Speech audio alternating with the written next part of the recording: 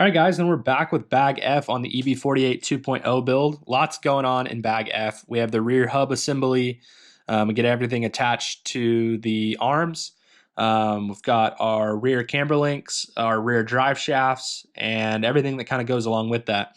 So you have all your static and active toe inserts for the rear end of the car. You can actually add toe at the hubs instead of just at the inner hinge pins, which is a nice thing to have. It changes how the toe works a little bit. But beyond that, what's really cool about these is the ability to add active toe through the shock stroke. So you can kind of set it up to where it either adds toe as you compress the shocks more, or it takes toe away as you compress the shocks more. We've been doing a little bit of testing with that, not quite enough to where I feel comfortable, explaining the pros and cons of it at this moment, but it is something that's nice to have, a nice option. We also now with the 2.0 cars have the ability to adjust the hub height, away from the inner hinge pins again, and we have all of those hub inserts here. We've also got a completely redesigned hub to go along with all of that stuff to allow for those hub inserts to go with the new arms that were designed to allow for the arm inserts.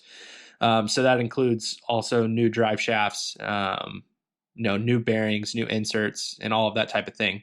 So I'm going to go ahead and start putting this all together. We'll go step by step like normal. And once it's done, I'll go ahead and show you another video of what it all looks like when it's all put together and installed on the car.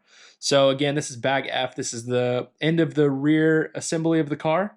And yeah, we're just going to keep it moving. So thank you guys for tuning in and watching, and we'll keep giving you guys content. Thank you. All right, guys, so Bag F is complete on the EB48 2.0 build, which means that the rear end is complete minus shocks. So we've got our hubs installed, rear camber links installed, yada, yada, yada, all of the above is now installed. So as we talked about before, these rear hubs give you the ability to actually adjust the hub height at the hub itself instead of having to rely on the inner pills, which is something that's new for the 2.0 line.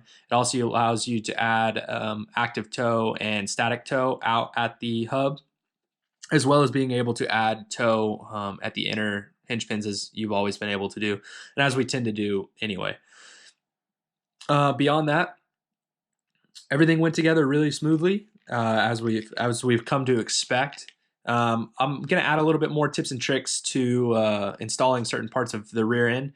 There's kind of a lot going on in this Bag F, trying to get everything installed on the car.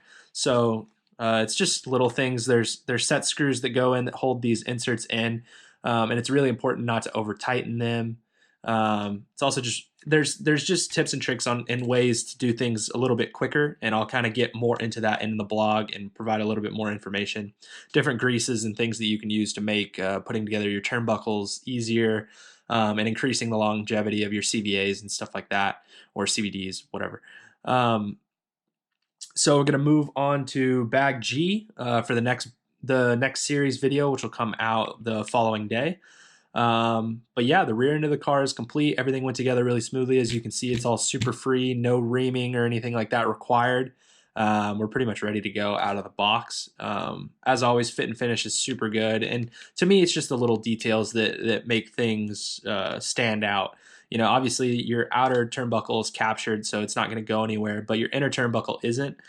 So what they've done is included these flange nuts, which make it impossible for this inner camber link to pop off, even if it comes off the ball.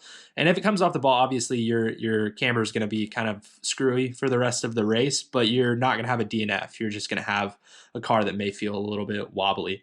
But, with different kits or with previous versions, just a regular nut, sometimes if with enough force, this could actually pop off. So it's just the little things like that stop those DNFs, that get you through to the end of the event. You could fix things after that, replace parts or whatever, but you're not going to have those DNFs. You're going to be able to get to the end of the event. And I think that that's really important, especially obviously with our nitro car, you've got 45 minute to an hour long mains, but even with e-buggies, with these 10-minute mains get really hectic. People tend to drive a little bit harder, I think, in e-buggy, just because the intensity is really high when you're only driving for 10 minutes. So things can get a little bit hectic and gnarly. So it's nice to have stuff like that.